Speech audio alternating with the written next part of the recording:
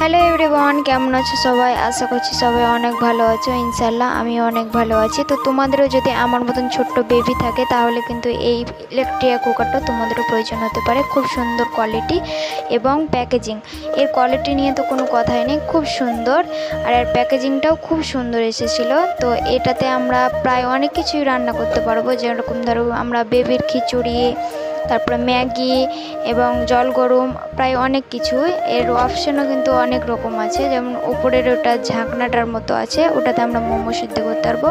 এবং এগুলো হচ্ছে সুইচ, এখানে কিন্তু একটা কর্ড আছে, এটাও আমি দেখাচ্ছি, কর্ড আছে।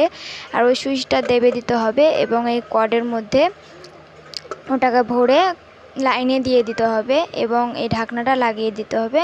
এটাও অটোমেটিক কিন্তু শুরু হয়ে যাবে।